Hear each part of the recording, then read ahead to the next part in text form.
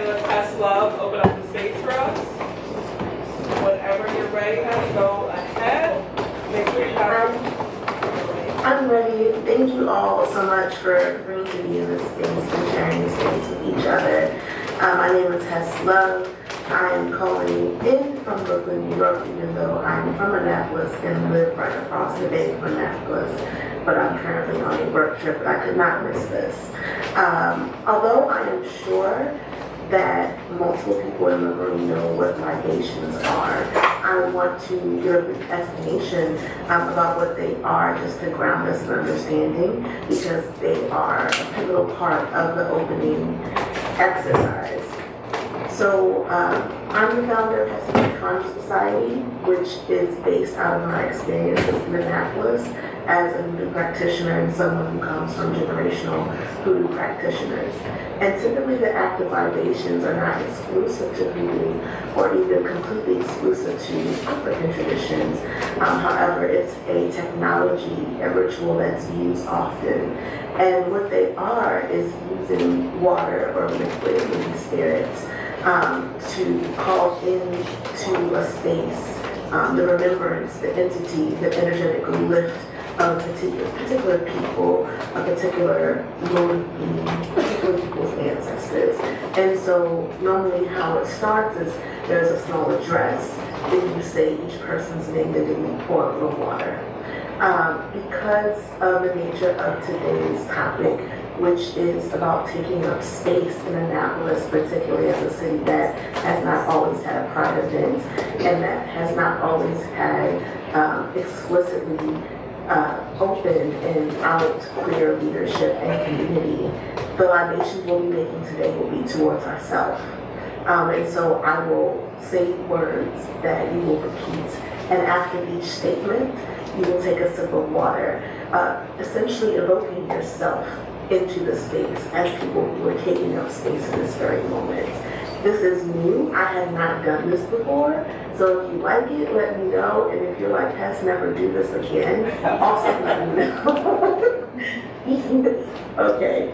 And so I'm going to take words almost verbatim, but not explicitly from well-known writers. And so the first set of words that I want you to repeat are from Audre Lorde, and it is, I am deliberate and afraid of nothing. I am deliberate and afraid of nothing. And please take a seat.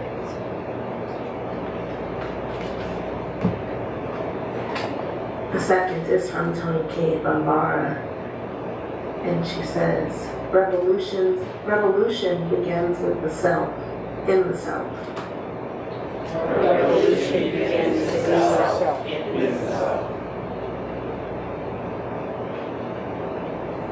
And the third comes from Toni Morrison, and this is a rework of her words. I am my best thing. I am my best thing.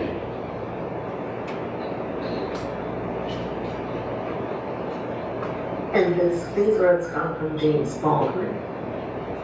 They say, the place in which I'll fit will not exist until I make it. I'll repeat it. The place in which I will fit will not exist until I make it. The place in which I will fit will not exist until I make it. And the very last from contemporary Black feminist writer Alexis Pauline comes. My existence is an act of love and resistance. My existence is an act of love and resistance.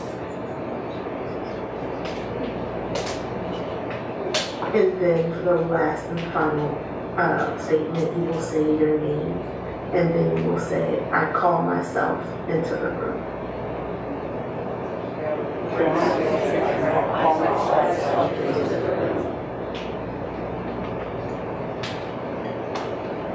And that is it. Ritual can be sometimes awkward, but always interesting.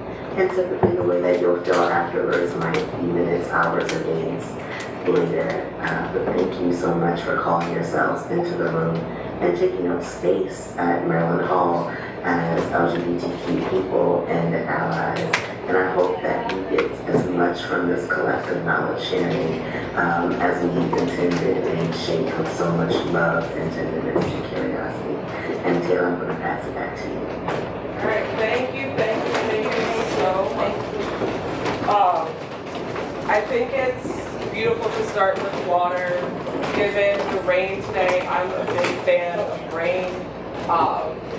Not just because of climate change and how rain is shifting and water is shifting, but just because of the power of water, the nourishment of water, the danger of water, the mystery of water, all the things that water represents. So thank you, Hess. Before I get started, I do want to recognize the space that we are in. We're in Maryland Hall, formerly Annapolis High School, segregated Annapolis High School. So this was the all-white school, Bates was the all-black school, and then they were integrated. It was built in 1932. Again, 2 separate buildings. Chris, check me on anything. I'm just saying if I get anything wrong.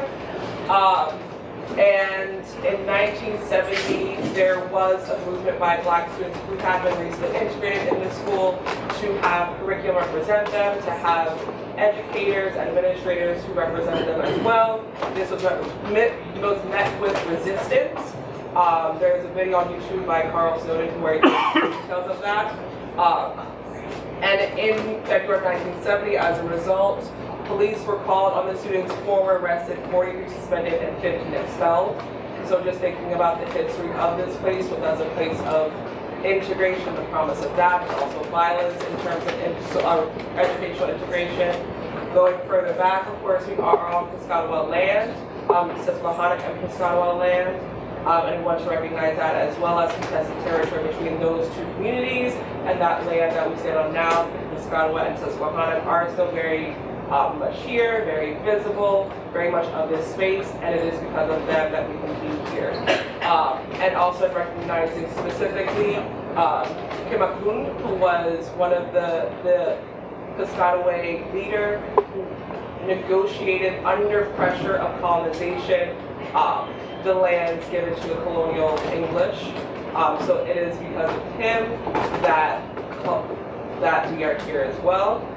And again, recognizing the duress, the violence of that progression, and also the blessing it is that it is for us to be consistent with states.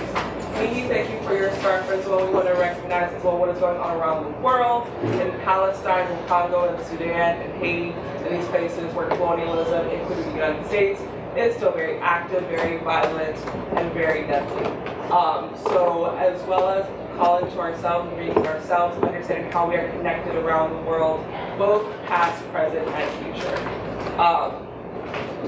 Given that, I do want to welcome our panelists, our speakers, and we don't necessarily want to call them panelists because we will be in conversation. So I do ask that you get ready to maybe speak up a little bit because we're not just talking about our experiences, but our as a community experiences, right? So we will give you time to think, but we also want to be in collaboration because we are not experts on anything but our own personal experiences. And so in furthering the work of what it means to be queer and what it means to be of color, right? We need to hear each other, see each other, and negotiate those things. This is an event where we are trying to do that. And can everybody hear me also? Everybody in the back? Cool, awesome. So I'll introduce our first speaker, Chris Haley. He is the Director of Research, Education, Outreach, and the Study of the Legacy of Slavery in Maryland at the Maryland State Archives, and the co-director of the Capital Region Emmy-nominated documentary, Unmarked, on the state of often unknown and under-supported burial sites of free and enslaved African Americans. Among the boards Chris has served on are the following: Annapolis Film Festival, Annapolis Pride, who are co-sponsors today, Kunta Kinte Alex Haley Foundation, and Historic London Town Foundation. He has spoken on genealogy, African American history, and self-empowerment at such places as the African American Genealogical Conference, the 2000 Millennium of Ethiopia Celebration, Afro-American Historical and Genealogical Society, and at the International Roots Festival in the Gambia. He has received numerous awards, For his poetry, work overseeing and guiding research of the Underground Railroad, preservation and accessibility of African American history. This includes being an Anne Arundel Arts Council Literary Arts Award recipient, as well as getting awards from the Society for American Archaeology's American Activists, and as well as receiving 2 National Park Service Network to Freedom Awards. So just give a little recognition to him. That's the abbreviated version, so look him up for the long version. I'll also introduce Reverend Mihi Pimcourt. She is a Presbyterian minister, agitator, speaker, writer, and slinger of hopeful stories about faith and church. Her writing and commentary can be found in the New York Times, Time, BBC World Service, USA Today, Huffington Post, Christian Century, On Being, Sojourners, Faith and Leadership, The Revealer, and Religion Dispatch shows.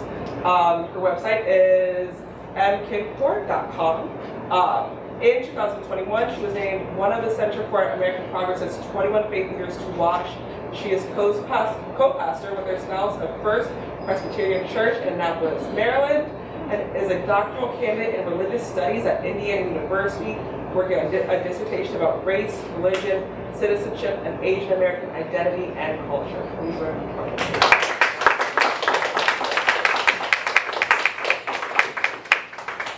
And finally, Tesla, who did introduce herself a bit. I'll just add a little bit to that. She is a Black queer cultural worker from Annapolis. Their name honors Hester, the last woman in their family enslaved in the U.S., who was born, loved, enslaved, freed, and buried in Annapolis. Hester's legacy inspires Hester's work in advocacy, Afroecology, and archival presentation.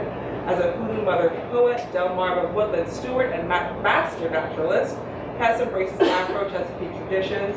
They encourage retained stories and kindness, fostering connection to ancestors and the natural world. Founder of the Chesapeake Conjure Society, Hess is an NFA candidate in creative writing focusing on descendant narrative, a Black cemetery advocate, and an independent folklorist. Their work has earned fellowships, residencies, and awards, highlighting their significant contributions to community stories.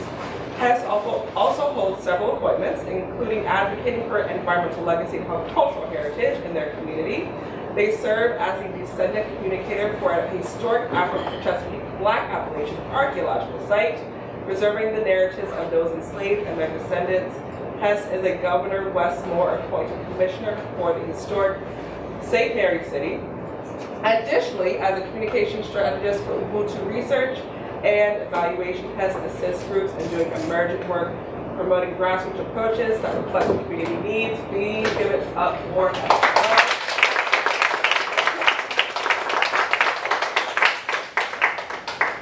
And I'm thankful. To those of you who don't know me, I am a University of Maryland doctoral student, which is why I can say all those big words. In education, focusing on language and race and queerness and place. I grew up in Anne Arundel County for the most part, and so I'm also, as Joe mentioned earlier, a member of the Coalition for LGBTQ students, and I want to really thank them for all their work in getting this done, particularly Christine, Joe, Carly, who is not here, Orion. They all really contributed in a substantial way to this event. So while it's only me up there, I want you to give that recognition to them. We could not do this without the community, and I really want to say that.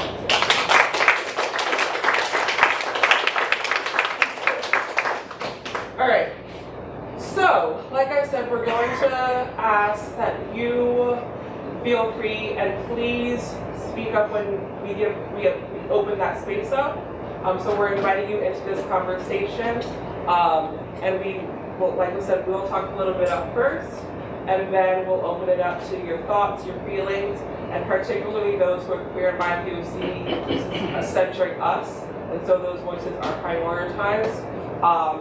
I also ask that if you are an ally and you have questions, maybe reflect on the questions and then think about if it needs to be said out in this space or in another space, right? So we are trying to be vulnerable in this space. We're trying to work together in this space. And so hopefully this will be a conversation that we all can feel good coming out of.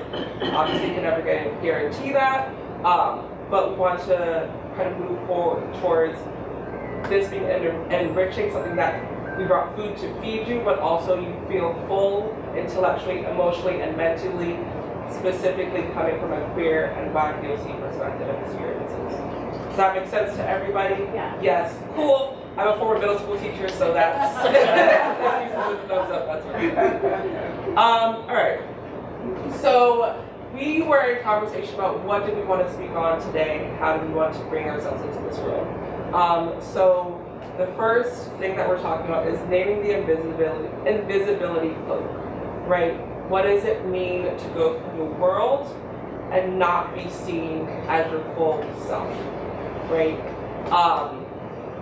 And specifically, where do LGBTQ folks, queer folks of color, see themselves or not see themselves, and what histories have been marginalized and invisibilized? So we'll just go across Chris, Tess, and then Miki to just talk about your knowledge, your experiences, in terms of what that means in this space of Annapolis and in Anne Arundel County. Thank you very much, Taylor.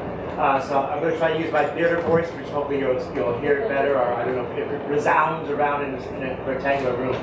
So I guess in response to your question, I think part of what I've wondered about and thought about in regards to this space today, and also in my life being, I was born in Washington, D.C., and all I knew of Annapolis was that I had some cousins and an aunt who lived out here, literally in this area.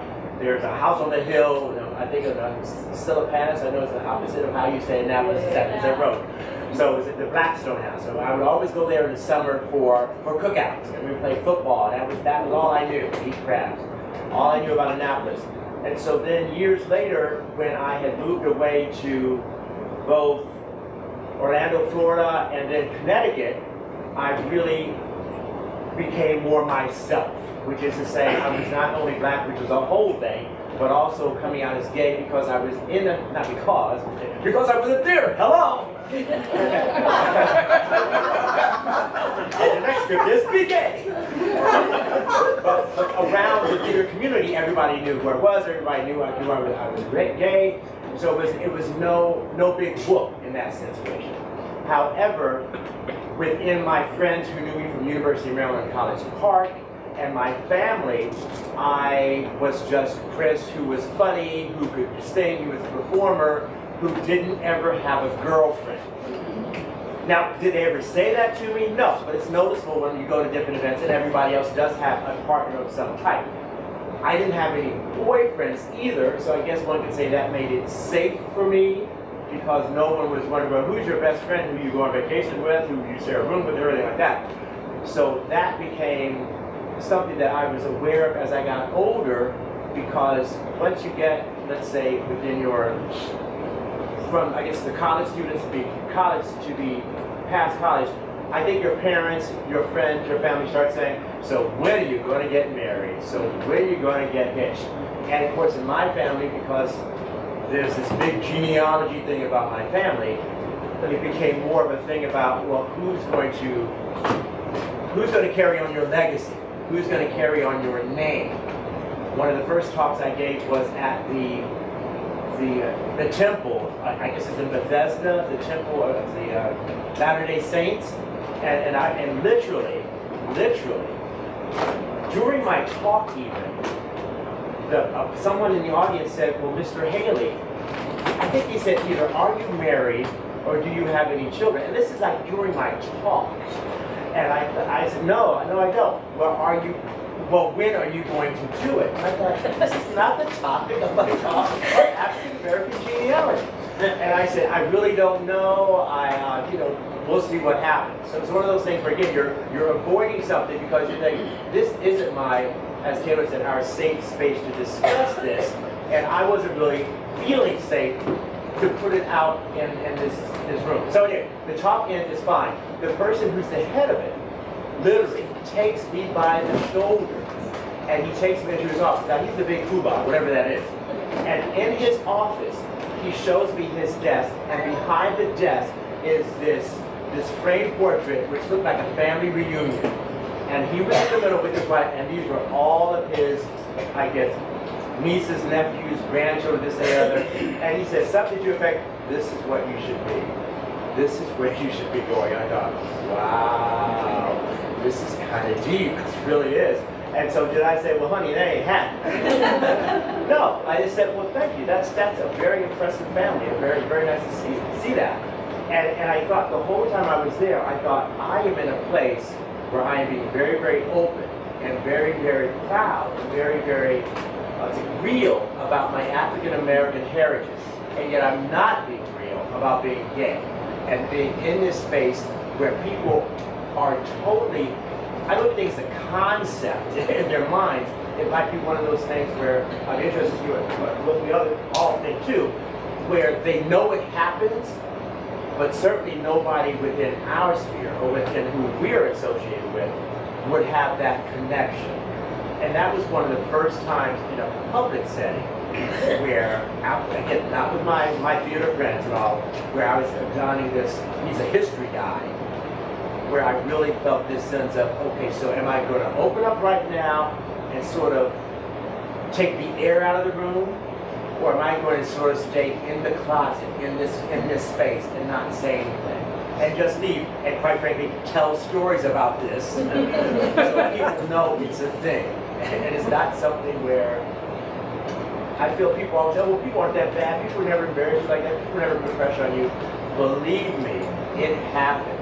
And there's been different occasions where even within the last year or two, when people have asked me what I don't think you would ask a straight person. You just don't go there. Just like as in award shows, you don't ask men, well, what are you wearing? We were so blessed to have Christian Siriano. People say, what are you wearing? He said, Siriano. People don't ask Brad Pitt, what are you wearing? They don't do that. And for a straight person, I don't think you ask specific questions about why you're not married, because you're just a bachelor. It's just great. You're a Hugh Hefner. You're all that. But if you're gay, then it's almost like that question stops and they move aside. And so I'm going to move aside and let you.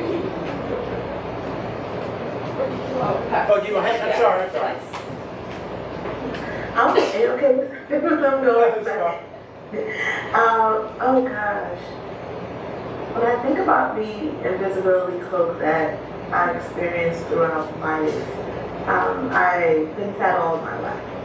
And so growing up and coming of age, that definitely shaped, particularly in the predominantly white area,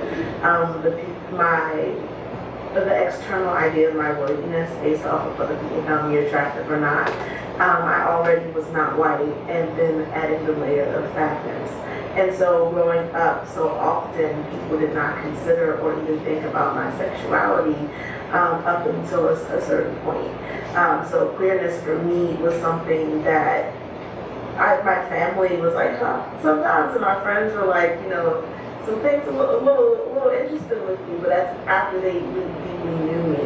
In the public sphere, those people don't look at me and even, in my experience growing up, think about me and into sexual orientation. And so there is that layer or that assumption of an asexual reality that a lot of people with larger bodies do go through, kind of on top of the hypersexual reality that black bodies and black large bodies experience. So, like my queer experience and the things that have made me invisible have been really interesting, and in both the very cis, white, hetero, patriarchal world where size is a thing, but then also, for being honest, in black, indigenous, people of color communities where size is also a thing, colorism is also a thing too. And so growing up, there were only a few instances where people kind of considered my queerness. For example, when I went to prom, both years, junior and senior prom, I did not take a boy, I took my friends. And even though they were my platonic friends, my family had a fit. They even called the Naval Academy to see if a midshipman could take me to prom. I am not they called my cousins, and thank God everyone said no, because they thought it was bizarre. And even growing up now, I think so often I get to a point where I don't want to be perceived in certain spaces. And I continuously make and create and assert myself in spaces that are very queer affirming, and queer being not just a sexual orientation, but a political one, kind of to defy the expectations of society and exist to. And so these things are what have been visibilized to other people. Folks who know me, I'm very conceited, and so I'm not invisible to myself. But I think when I think about society and how what makes someone in some people's eyes worthy of being perceived, of having their authority believed, of having their voice heard, it's very much based on aesthetic for a lot of people, and that's been one of the things I have experienced and I name consistently. And even in intimate relationship, I think for people to really believe that I'm as confident as I put on, there are so much layers of the assumptions around black bodies, black large bodies, black large queer bodies that are on the A spectrum, but not in the ways that they, assume to. And then kind of to tag along with Chris, there was an expectation for me to be married, even though my sexuality wasn't considered, and so I was essentially raised to be someone's wife. And that was really interesting, especially during a time where I did not see gay marriage growing up. I think in our communities, we always had people who were queer, but we saw their partners as this long-term partner. No one called them their life partner, even, let alone their spouse. And so kind of unwrapping the damage that had done in terms of, am I meeting the expectations of my family? And then that kind of coming back to work has also been a thing too. But those are my invisibility cloaks. And kind of like Toni Morrison said to Ralph Ellison, invisible to whom? And so I'm not invisible to myself and those who love me, but I am invisible to people who are not even loving of themselves, let alone other people. And I will pass it on. Oh goodness, there's so much there that I just find so resonant. So thank you. I think I'll just pick up the thread from both of you and speak about the scripts. Can you speak up just a little bit, please? I don't have a theater voice, and even my clergy voice is not very loud. But just picking up on this notion of scripts that we're given. So I grew up as an immigrant in the U.S. and specifically as an Asian race, Korean American. Great, thank you for moving up. I appreciate that. And so the experience of folks who live in Asian diasporas in the U.S. is really grounded in invisibility.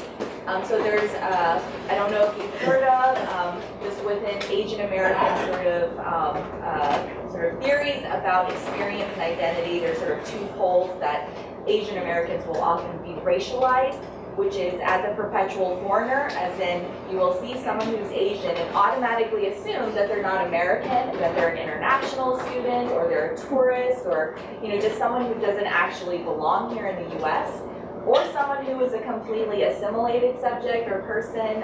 So like the model minority trope is one way to talk about that. Someone who's successful, somebody who's married, has a family, has a job. So they're legible, they're sort of viewed as accepted or as acculturated because they're following certain scripts. So whether it's a script of being foreign or a script of being the sort of successful model minority, that's just been sort of, that's the way that Asian Americans have generally been understood in the US American context. I grew up in a Protestant, a Presbyterian church. And so there are other scripts that come with that as well in terms of thinking about sexuality and purity and thinking in terms of what people are expected to do and to be, eventually to get married, to have children. And so those are the scripts that I followed. After I had gotten married, after I had started working as a pastor of a church, and then shortly after we had our first kids, we moved to Bloomington, Indiana, and I felt like my world had just sort of fallen apart because I realized up to this point that I'd just been following these scripts. And so I now became the primary caregiver of these two children, and at that point I realized I felt like I hadn't had much of a say. I was sort of following the road that was in front of me. I started taking auditing a couple of gender studies courses at Indiana University, which is also known for housing the Kinsey Institute, one of the first doctoral programs in gender studies in the country. And I'd say that that was super liberatory for me. I discovered space and language, which had never, ever even occurred to me to even consider thinking about a sexuality beyond hetero and cisgender. And so I often describe like my time in those classes as church, because it opened up and it had given me language for my life, and again, it was super freeing. And so it was during those sort of classes that I discovered, and I could look back at some of these histories where these particular scripts caused me to either invisibilize myself or marginalize myself, so that I could fit into these molds or fit into what would make sense to the people around me. And I saw my family doing it as well. I saw my church doing it as well in larger society. And so coming into my queerness, coming into my identity, and so I often use the language of coming into as opposed to coming out. For whatever reason, that language resonates a little bit more with me.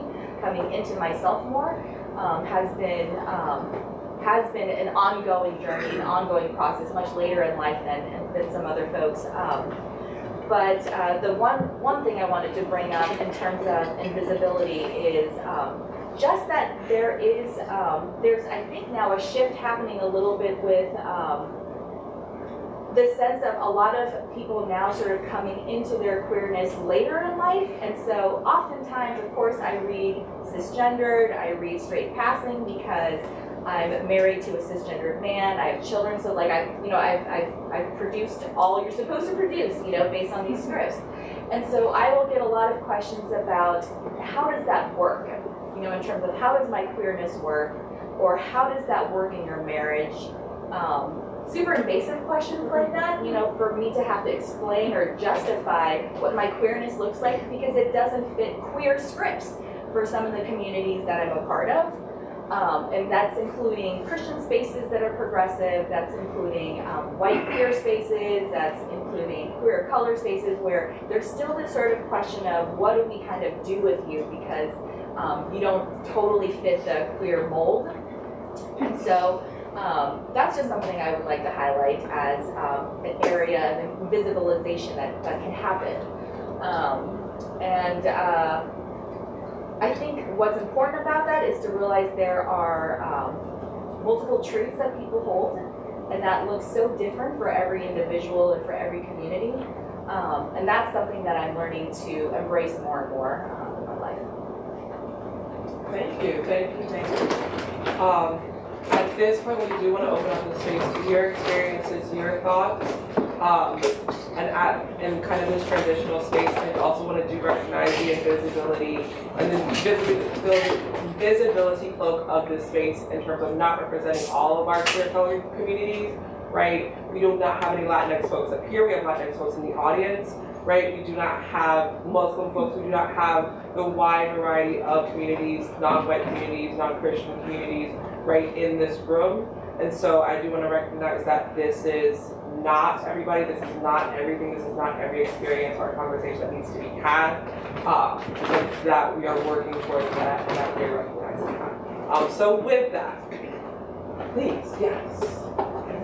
I really related to things that you guys said. I'm first generation. My dad is from Ecuador and my mom's from Morocco. And when I grew up I went to Davidsville Elementary in Anne Arundel County, which was a very white school. I was the only child of color in my class, and I think in the entire grade. By the time I reached 5th grade, there was one of my best friends was black, but that was much later on, and the damage was kind of already done. I didn't really think of queerness like Hess said until later on, because I was so focused on trying to fit in otherwise. Kids would say things to me in Spanish, and I don't even speak Spanish, but because they saw me, I was a lot darker as a kid, and I was a Hispanic kid. So they would speak to me in Spanish as a joke, and that was like my life for like my first few years of elementary school. And then when I finally like found myself and I really embraced being Hispanic, it was like I was a Hispanic woman, and now I don't identify as a woman, but that's, no one sees that. My Hispanic side of the family is almost everyone on like in my family, extended family, calls me the correct native pronouns, except for my aunt and my cousins on the Hispanic side. They, even though they're very progressive, otherwise they refuse to use the right name and pronouns. And a lot of times it's like I have to choose whether I'm going to be Hispanic or whether I'm going to be queer that day, because like, and I'm not just Hispanic and queer, I have the Moroccan side, I'm Jewish, I have all these things about me, but I have to pick and choose my labels depending on what space I'm in. And a lot of spaces, because I grew up in such a white area and my parents raised me in a neighborhood where I was like the only person of color, I'm not seen as a person of color. So I know a lot of you said you feel very invisible and like, as far as being queer, I feel very invisible as far as being Hispanic, because like people associate queerness with whiteness. So because I'm transgender and I have colored hair and I don't dress like a Hispanic woman anymore, I'm no longer valid. And that's just my experience. Yeah, I really appreciate this conversation so far. And I had like a similar upbringing. I grew up in Pasadena, Maryland, not too far from here, where I was one of the only people of color. And my story is also a little bit unique. So I'm adopted. I was born in Guatemala. I have white parents. And so I talk with other adoptees about this, but it's, my parents still struggle with my queerness. But they're more okay with that, I think, than even me exploring my identity as like a Latin man in society. And so I've had that conversation with a lot of other adoptees of color, is like, for our parents, it seems like it's easier for them to accept our queerness than like our race. And so that's something that I think a lot about. So I wanted to uplift that. But another piece that has just been hit on is really something I think a lot about, which is here in Annapolis, there's still a lot of conversations that are hard, because I think it is very much like you're either a person of color or you're queer, and you can't be both. And so I find a lot of times in those spaces, I'm struggling because, you know, like I can go and try to like find those spaces where they uplift my race and my ethnicity, and being queer is not seen as okay. Whereas I can go to queer spaces where like being a person of color is not okay. And so those conversations always feel very invalidating, because it's almost like you have to pick one or the other, and you can't pick both. And I've seen a lot more, especially as frankly like I'm leading more conversations about this, like that debate is so entrenched in people that sometimes people don't even realize that like that's how they're feeling. And so I just uplift that, because like especially for the queer people of color, it is really, really hard to find spaces that uplift all of our identities, that feel like we can be ourselves. And so, you know, like just to put it bluntly, like Annapolis is very white. There's a lot of cisgender white gay men who frankly like don't want to talk about how to uplift marginalized people in our community, because they're pretty close to the top still, even if they're gay.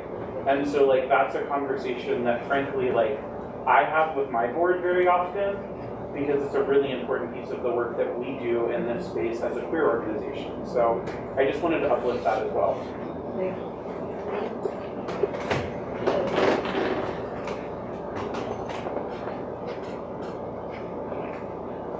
I think coming off of that, what I struggled with coming up through Annapolis High School, especially across middle school, was there's like, one at the time, I think like everybody said, there was just like, it felt like there was no queer community, well, especially as a youth, right? and then places appear very white, even though there are communities of color. So like Annapolis, right? You go down West Street, on the other side of West Street, there's a large black community, there are large Latin communities in Annapolis, all over the county, right? But especially going to Annapolis High School, which had this reputation around the county, along with a couple other schools that were mostly black and Latinx, of being like the ghetto school, the bad school, right? So whenever it was mentioned or talked about, especially in the news, there was violence attached. There was like, it's a failing school attached, right? So for me, it was, I think like many people have said, queerness was not a thought growing up, even though like you have inklings, right? If you're queer, it's like, you know, like you look back and you're like, oh yeah, of course. But I remember what happened was at Annapolis, where I went to because I didn't want to go to South River, which was my home school, because of the racism out South River. Went to Annapolis, and I found like a queer community essentially, but none of us knew it until we graduated, right? And that's something that me and Hez talked about, was everything blossomed once you left. And it's, now I feel like a lot of us are doing the work and coming back trying to uncover those things that were for us already there, but haven't emerged until people have been able to have the space to either leave and find themselves, or find themselves here. But it was just like, there was just all of these pockets of like, again, either like you're black or you're queer, but also like nobody could be queer. And like Orion said, queerness is whiteness, right? So it's one further step of like, it's not just that, oh, I'm queer, but also you're not as black as everybody else. So now it's further distance. Can I add something? Oh yeah, and then Yeah, I love that this conversation is circling back to all the intention and conversation we had in forming the space. And it's making me think of something that everyone on the on this side of the room named in terms of Anne Arundel County and Annapolis, pretty much still not having those spaces where these things coexist, where people of color and queerness coexist, and to the point where even like people who did not grow up here are coming here, and it's like, okay, where does this exist? And it doesn't. Too, and I love that. Like, this could be a starting ground of starting, you know, people taking up space intentionally for these really particular experiences, because even within Annapolis, the experiences of Black, Indigenous, people of color who are queer are still not mainstream. They're still not highlighted. When we think about Annapolis Pride, when you Google Annapolis Pride, you don't typically see queer people of color, for being very honest. And so I think I wanted to say, like, in terms of sharing and vulnerability, it takes so much bravery to get up here and say, I'm still actively working to make a space for myself, you know, in a place where I had to leave in order to be confident in who I am and come back as well. And thinking about or planting a seed for everyone in this room being connected to community somehow, else you probably would have heard of this event. What will we then do, you know, with this information that this kind of space is needed? There's so much brilliance, there's so much creativity, there's so much love, there's so much generative work that do come from queer people of color, and how much is Annapolis and Anne Arundel County losing when we do not have a space and a container for people at these simultaneous identities to be seen and be whole. I just want to say, I think that a lot of the issues with not knowing that you're queer until later is the stigma around using the word gay and using the word transgender in schools, and they ban all our books and they take away all of our resources. So, like, I'm a queer teacher, and none of my kids really know, but I get a lot of hate. I was doxxed, not too recently, but recently enough that all my social medias are still private. They were calling me mentally ill and telling people I shouldn't be around children, and it's really a dangerous world out there to be transgender, to be a teacher, in a world where it's already dangerous to be a teacher, and it's dangerous to be transgender.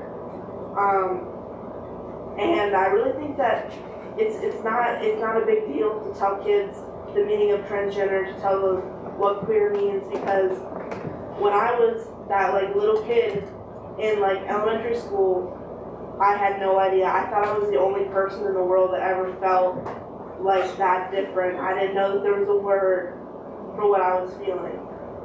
And I think it's even more dangerous for these kids to not know than it is for them to know.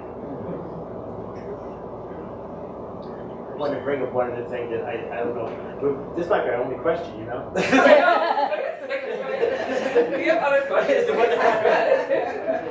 But one of the things blends into each other, especially around invisibility and what you all have been saying, is that there's so different levels of, as Joe was saying, you can only be one thing at a time. That's how people only perceive you as one thing at a time.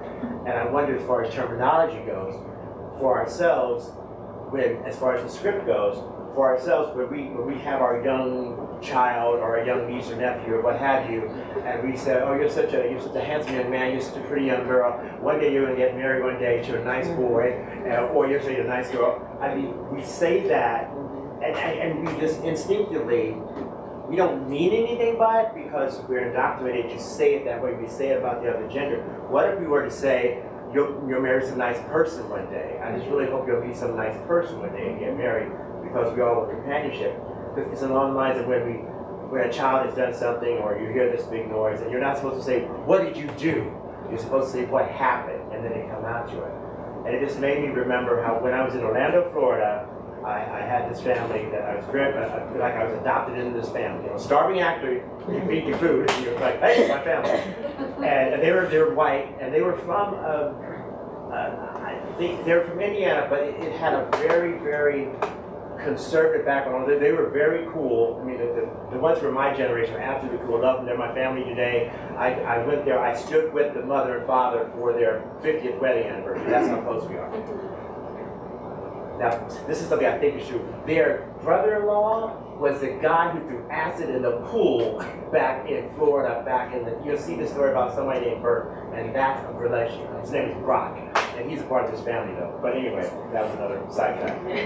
But down there is it's the Orange Blossom Trail, and there's Orange Avenue, where there was a lot of different stores, a lot of different restaurants.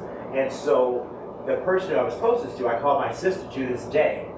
She and I would go out and hang out, and the father would say, you guys be careful when you go out. Now this is about in the 90s, so I'm not even talking about Florida now, I'm talking about Florida in the 90s. And he said, be very careful, because you're a black guy and a white girl going out on the town, and people may not look fondly on that. And I'm thinking, but I'm gay. But see, nobody's seeing that. Because I'm not gay acting or gay appearing. So they would just see this black guy with this white girl, and that would be an issue. And to say that, but I'm gay, probably would not have made it any better. I think you make a good point of transition into our next topic.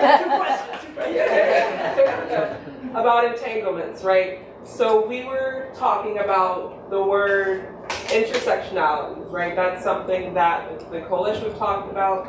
We talked about as a group creating this event, with 3 folks up here and me, and I didn't really jive with the word, but it's that quick, everybody knows when you say intersectionality what that means.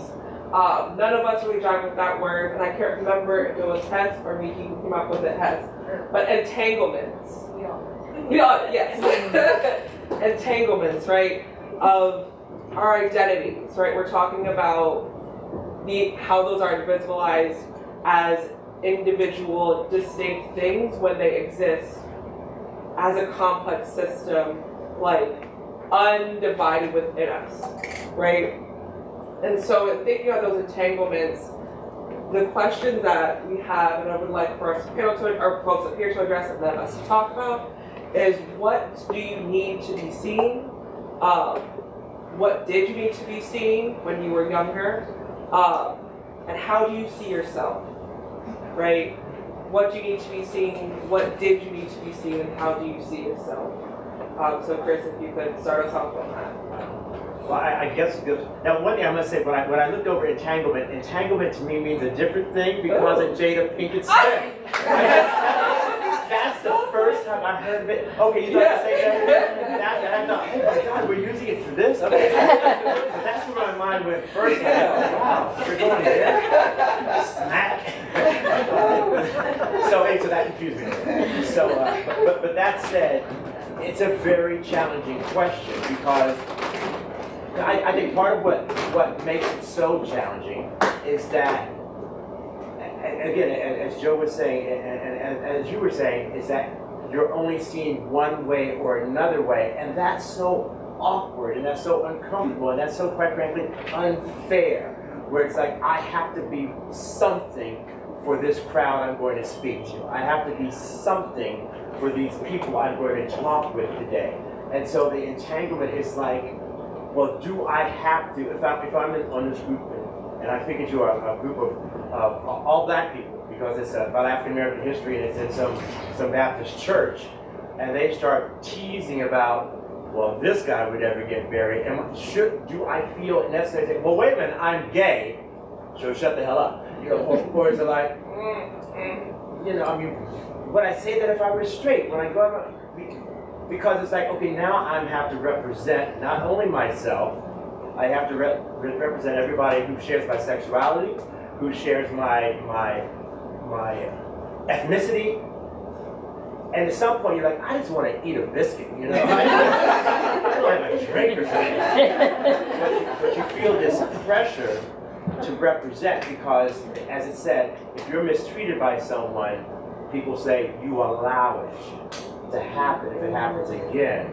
So then it gets me that entanglement of being who you are and yet feeling the need to be even more that depending on what environment you're in.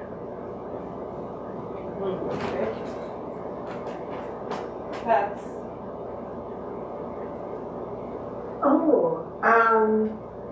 Such a good question, and I know it's something you posed before this, and I've been thinking about it ever since. Because I think for so many people, it's really hard for us to name what we need, especially when people are not meeting those needs, or the idea that you're too much kind of surface so often, or sometimes not having a hard time imagining what it is it will take to be whole and to be well.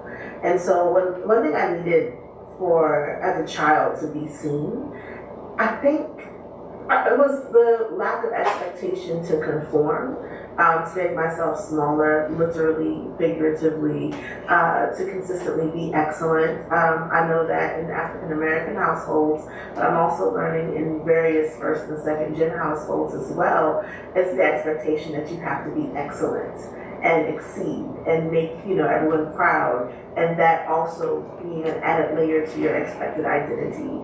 And I think the high level of expectation that I had growing up really covered up, it made me ambitious in terms of curiosity, but it really covered up a lot of me knowing myself or having the language for myself.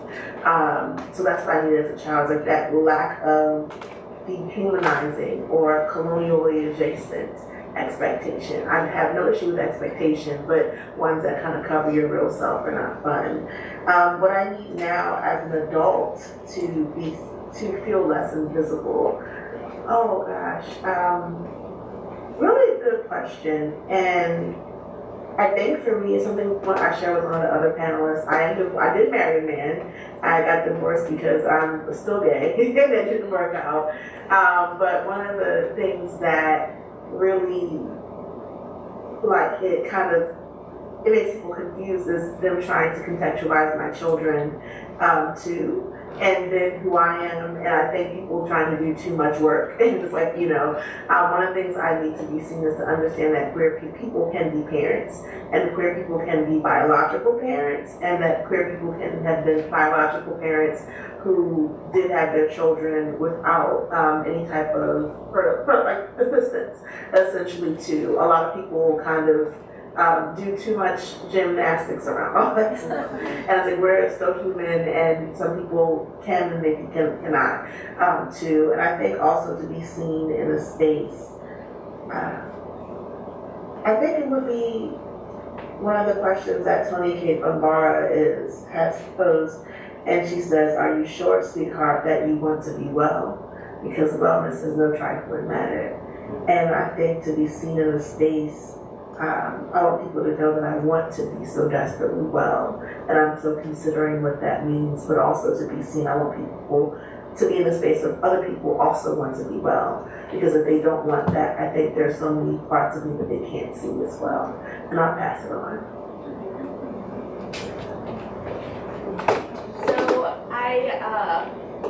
In my exploration of queerness and spirituality, I've written a book, came out in maybe 2015, about how I understood queerness to be entangled with spirituality for me. And I understood queerness as three things, and I talk about that in the introduction. Queerness as a posture, as a sort of intentional way that we orient ourselves to the world. And queerness as a playfulness, as experimentation. At the time I was writing it, my children were super young, so it was a lot of chaos and a lot of, just running around the house with, superhero caves and, dressing up as, jungle animals. So, that was very much a part of the context in which I was writing and experimenting and thinking about queerness. And so I think that just thinking about, what Hess was just talking about, what Chris was talking about, just sort of, when you're in these spaces, and especially as you're growing up and as children, just thinking about the language that we use. We definitely don't use that language. We've never used that language with our children in terms of someday you're going to marry a handsome man, or someday you're going to marry a beautiful wife, or, we don't even talk about marriage, that is the end game or the end goal. For their lives, because there are so many problematic scripts again that come with that, so many pressures. And so just thinking a lot about language and being super intentional with language so that we can create spaces for young people, for people in general, to consider another possibility, to consider Sean Crawley is this incredible scholar and artist. He wrote something on called Otherwise Ferguson. And he really leans into this whole notion of otherwise possibility, this whole, just completely, different way of understanding what the future might hold for us in the here and now, and how do we live into that, and how do we open up space to experience that otherwise. We crack open our imagination about who people are and what humanity looks like. So I think a lot about language and space for stories.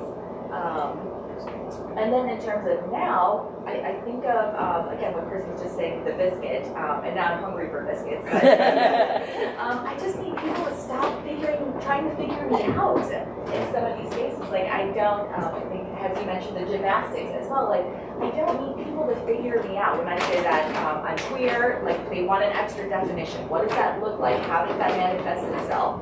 Like, how do you have a husband? How do you have children? I just need people to stop trying to figure me out. And let me simply be in spaces as I am, a divine human being, as a person, as a child of God, as a beloved person, a person with dignity, a person that cares about the world. Instead of always trying to, because I think from the beginning, as an immigrant, as a Korean, as an, identify, like, again, another political identity, as Asian American, we're always trying to, like, speak the right words to show that, again, that we're following the right script so that people can understand who we are, to put us in the right category growing up, so always doing that. Can we redefine or recreate these stories and these scripts so that people are not having to say what sounds right, and then you're like, okay, you're legit, or we understand you, or you belong in this kind of space. So I think that right now is one of the things that I need, is just for people to stop asking me, how does it work, or what does it mean that you're queer? I think what I really needed when I was a kid, and what I still need now, is for people to stop assuming things about who I am because I put a certain label on myself. Like I'm transgender, but that doesn't mean I speak for all transgender people, and it doesn't mean that one transgender person that you met last week speaks for me. And the same thing about being Hispanic and all my other identities, that not one person speaks for all of us. And like I feel like some stereotypes can be very dangerous. I had this experience when I was in high school and my mental health was very bad, and I was put on a medication that caused me to gain weight. And before that, I had been suffering from an eating disorder. So when I started gaining weight, I became very insecure. And my dad told me, which at the time was very comforting, that Hispanic women are a little curvy. And I really took that to heart, and it made me feel a lot better in the moment. But when I really discovered that I was a man and that I wanted top surgery and that I no longer wanted to be curvy, I was like, if I remove the parts of me that are female, then I'm no longer curvy, I'm just fat. So all these expectations that are put on people from different stereotypes and assuming that that's how someone's supposed to be just because you met someone else with that same identity can be really harmful.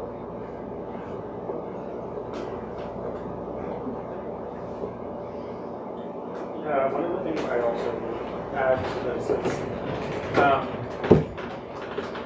as queer people of color, we face a lot of harms in a lot of different ways, and so finding spaces for radical healing is really important for me right now.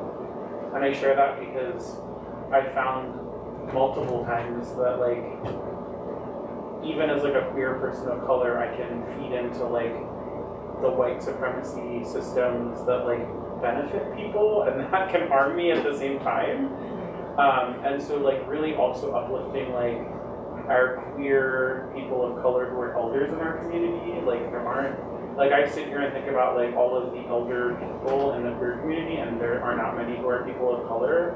And so looking to people that who are here, I have a really close friend of mine who just turned 52, and he reminds me quite often, he was Joe, the society doesn't want people like us to succeed, and so the fact that you're you and you're living your life authentically, and I'm living my life authentically, that's amazing, And so finding the spaces to honor those people also, who frankly probably had an even harder time than I have now, that's really important. So finding those spaces for healing and respecting our elders and all of that is so important in our lives right now.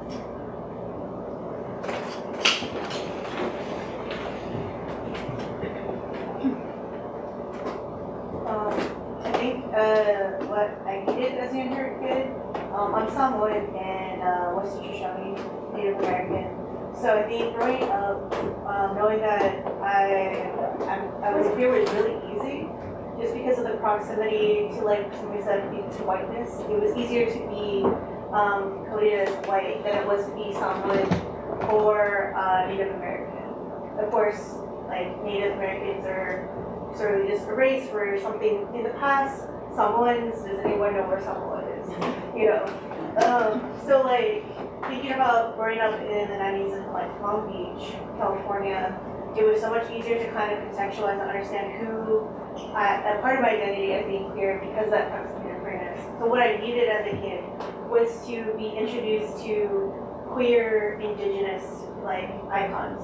And thankfully, as I've grown older and gone to so much grad school, don't do it, you can't avoid it. Going to grad school, I got to go to Hawaii and meet all these amazing Pacifico scholars, from Tonga, from Samoa, from Tahiti, all these different places, and they are not just amazing scholars telling me folklore from our community in Oceania, but also other queer people, and seeing another person like Kihara, who's Samoan and Alcasti, and who's this amazing translate photographer, seeing her like represent us in this way that is so like so now, so here, but also trying to match these ideas of who everyone thinks a Samoan woman should look like, and tilting it in a way that makes you see yourself, but also makes you question the like ways that colonialism has really warped who we are,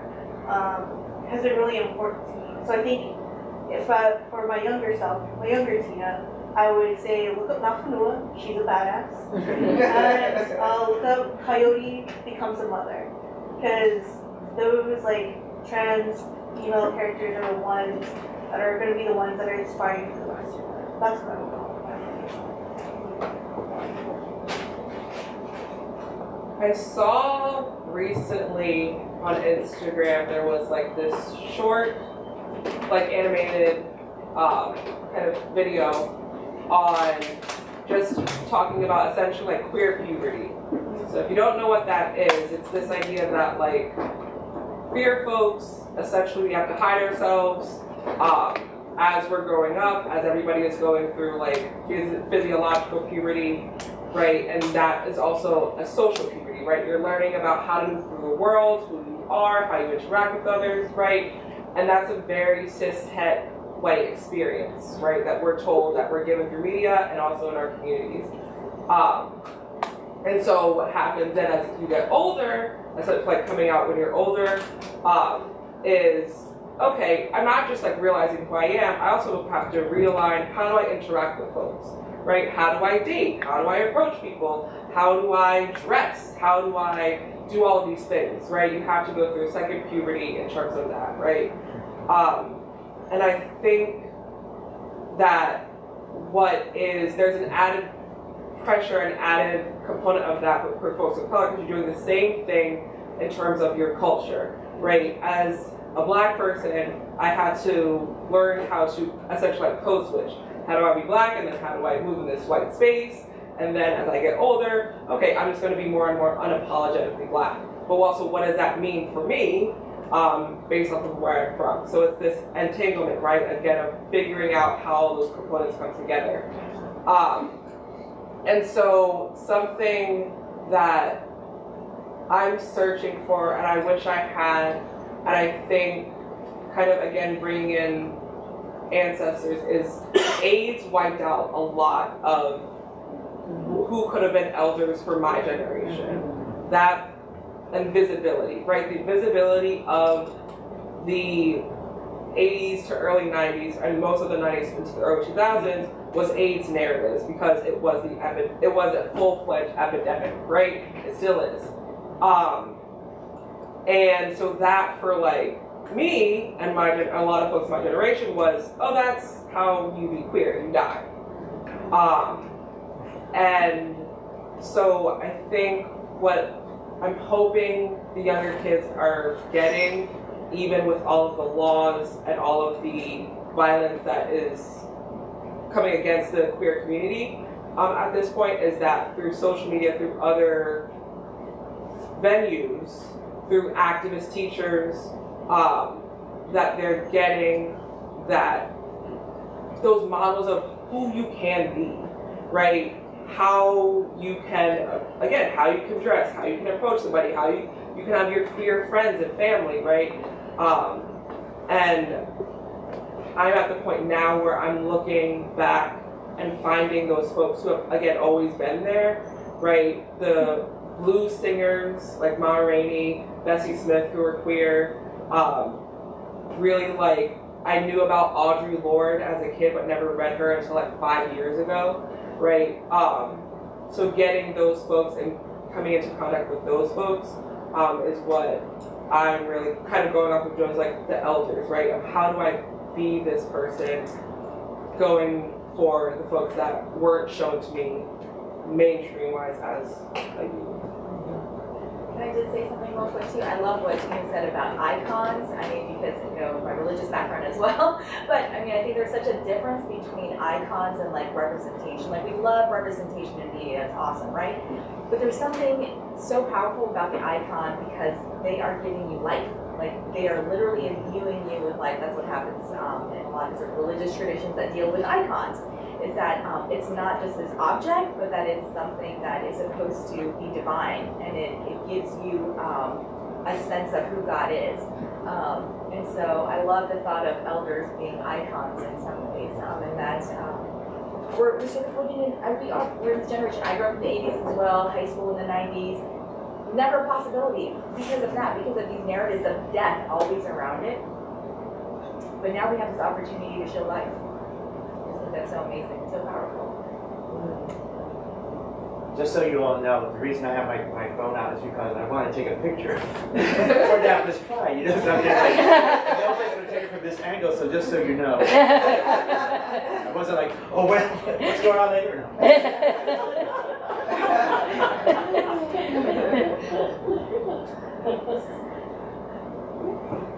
I think also, so I also grew up in like a mega church, and then I think there was something about like being Christian that I thought was really interesting in the fact that my church was really afraid to say anything about being gay. There was this deep fear, and somebody asked in like one of the girls like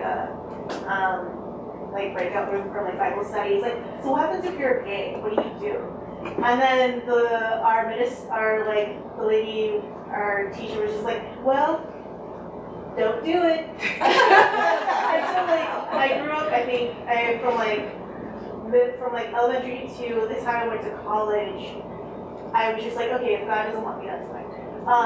And it wasn't until I went to college I met like queer Christians, and I actually got to meet and be like parented by these elder like queer Christians, and it was just, I think there's just something so powerful about having I think queer elders in the church, to know that there's a possibility, especially in that way that Christianity dominates a lot of BIPOC like spaces and like culture, and how that's possible. How does that move? How are we able to kind of like see those things? Kind of, I don't know, that entanglement.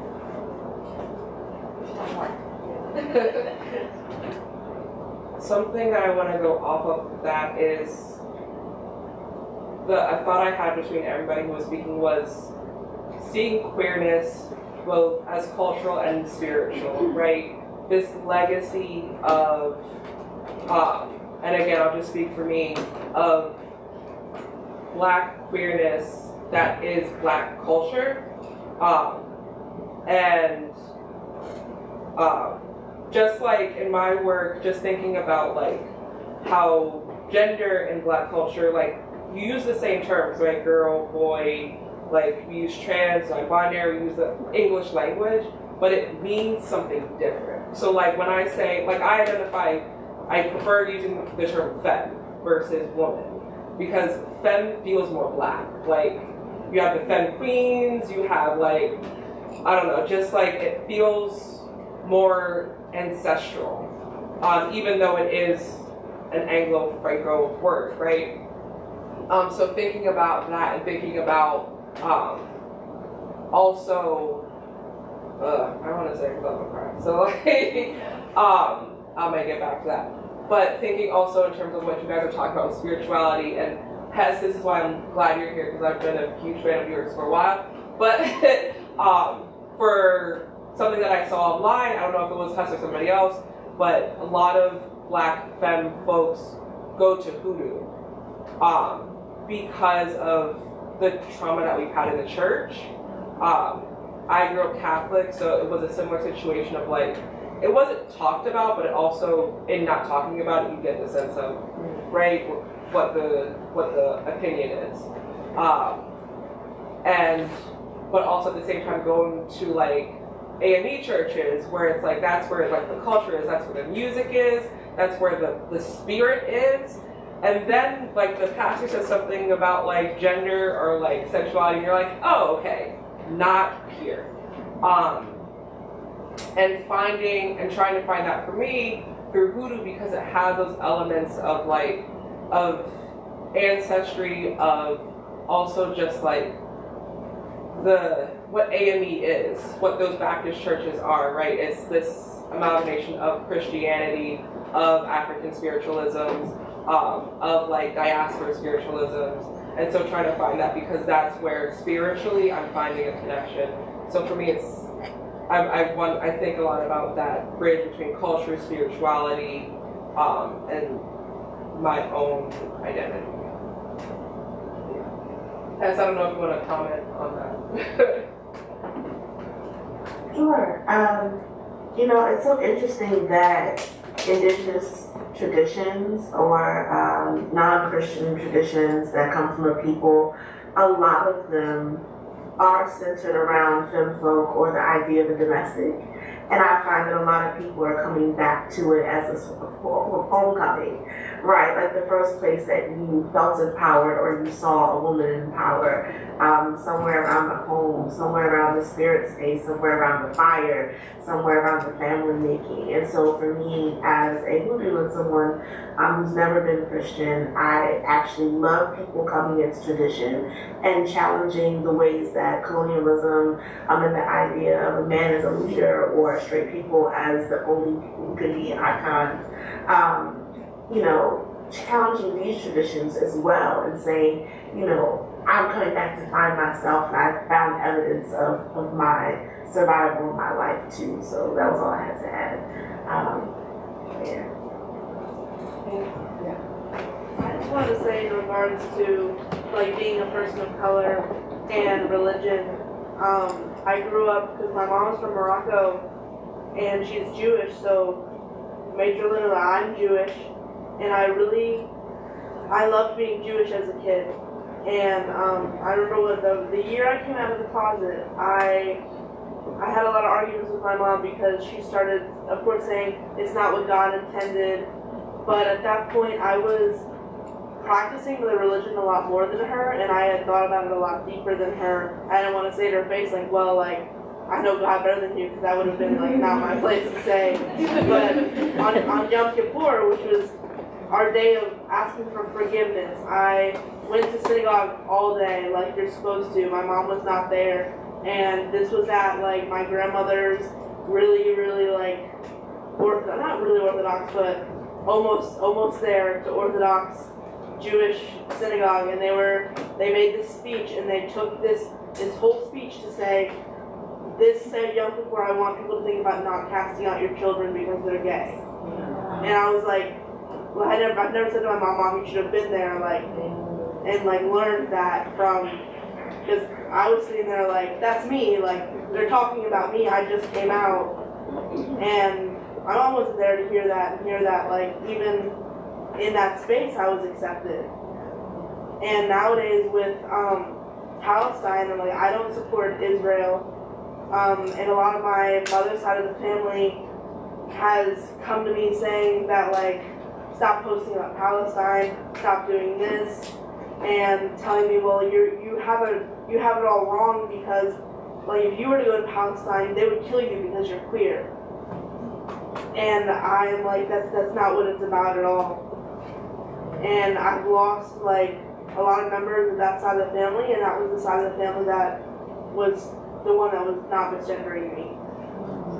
So it's like I'm between a rock and a hard place of, like, I'm an activist, and you don't get to choose your activism, like, you don't get to choose the causes, like, it's genocide, and I'm not gonna, like, stand by just because my family is saying that that's what they want, they believe in. That's not what I believe in.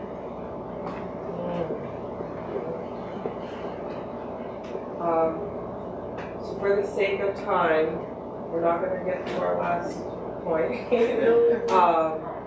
But I do want to kind of leave with some questions and then open up the floor for any last words, or parting words. So the last kind of thoughts and questions that we had was about reclamation, right? So thinking about those things that we just talked about, of what we need, what did we need, so what do we need going forward, both for queer and non-queer folks, our allies, BIPOC folks, and white folks. What does it mean to come home? What does it mean to belong? work across and within our communities, all of our communities, right? And Chris, you said something earlier about terminology, right? I'm a linguist. I'm a huge language person, so for me it's always what language do you use, right? What language do you use to describe yourself, to communicate with others, to communicate who you are, and respecting and understanding the weight, right? That's why pronouns are such a huge thing, because even these small words have a lot of weight. So then how do you be intentional about reflecting on that going forward? Like I said, I want to open up the floor to our speakers for any last parting words, and then our crowd, and then we'll... I'll try to make it really quick. So one of the things I was thinking about, our motto this year was anchored in pride. And so I think one of the main things that, if we can take anything from this experience, from this week, is to try to anchor yourself in your authenticity on whoever you are, and without being, let's say, the hero or the person that has to take all the weight on. Just think of some natural statements, because this is what I'm thinking of right now, because I know I do it sometimes, because I don't want to have to come to an uncomfortable moment of revealing myself or whatever. And think of those terms when people say, well, you know, I was talking to my wife the other day. Because it's just automatic. You do that. People expect that. So I said, well, I was talking to my boyfriend the other day. And nobody asked, but it's just because it's normal conversation. And if you throw it out there before someone can start asking things, like Vicky was saying, asking, who are you? Tell me what queer means. Instead, you just say, well, I'm married. No, you just say, well, I'm talking to my husband now. And so it throws them off, and maybe you don't have to go there. So it's almost like, remember that however society may consider us not normal, whatever, that you are normal to yourself, and just talk about yourself as a normal person. Like you have a boyfriend, or you have a girlfriend, or my wife, who's a woman. I mean, if we just remind ourselves to talk in natural ways about our life, then I don't think we have to go through the pressure of feeling that we have to represent everybody who happens to be gay or black or what have you, or wear glasses.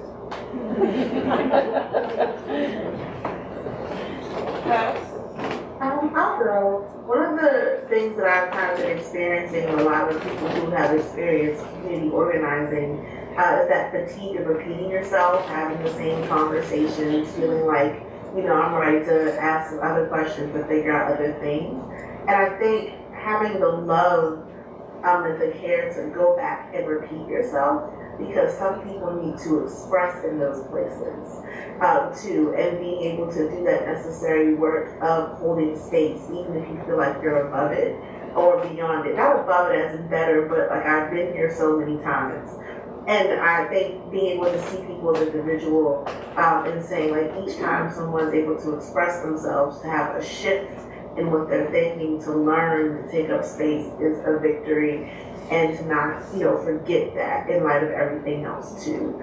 And that's the work, I think, especially when we think about coming back to Annapolis and uplifting. It's not being afraid to repeat yourself, not being afraid to be vulnerable too, and always kind of reaching back for people and coming to get them. Thank you. So just real quick, or did you want to? Yeah, I just want to let Hess know that we're probably going to lose you in about 45 seconds. Yeah, just FYI. Yeah. The computer is doing what the computer does. Taylor's computer is going to reboot in about 30 seconds. Disconnected. Not personal. Thank you, Hess.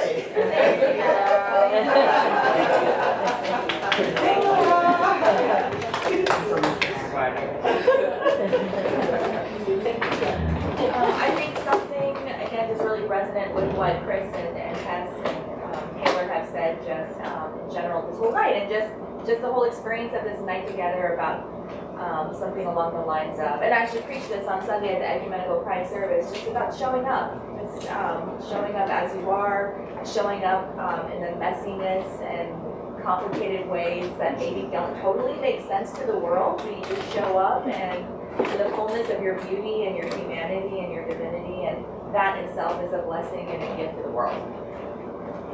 Thank you. Does anybody else have any thoughts, any closing thoughts? All right. Maybe if you could leave us a little blessing. Sure, yeah. So I wrote this again, I sort of tweaked it from the blessing that I offered in the service on Sunday. But in many traditions, in the religious traditions I grew up in, grounded in both Christian and Korean indigenous spiritualities, where femme political subjects are centered. They're called mudang. They're the ones that are the sort of mediators and conduits between the ancestral world and our world today. They offer blessings, and blessing as a noun, so it's a prayer, a hope, and a desire, sometimes a description, sometimes a gift. But blessing is also a verb. It's an act of voicing the ancestors, of calling forth, of seeing, and of manifesting the divine in you. And so I offer these words of blessing to you. Bless you. Bless you who are still sunburned from Annapolis Pride. Bless you who are still sore from setting up or walking the parade. Bless you who are still hoarse from shouting and singing all day. Bless you who walked in these doors weary and burdened. Bless you who are carrying so much, your needs, the needs of loved ones, of chosen family, of kin. Bless you who are trying to be a good ally and accomplice. Bless you who have family or kin or co-workers who still don't get it. Bless you with a broken heart, broken by the world, by this country, by those around you. Bless you longing for love. Bless you who are desperately lonely. Bless you who want to be seen and heard fully and completely as you, all your truths and histories and stories. Bless you who know how it feels to be the diversity in the room. Bless you who comfortably occupy the center. Bless you who came hopeful for a world that you are building with others in beautiful ways. Bless you who came hungry for a truth and love that you know is meant for all. Bless you who listen. Bless you who question and aren't afraid to ask the hard questions when we need to move and shape this world. Bless you who are showing up. Bless you who are choosing naps. Bless you for not giving up. Bless you for being you. Bless you for loving. Amen. Good, thank you everybody. Please get some food. Yes.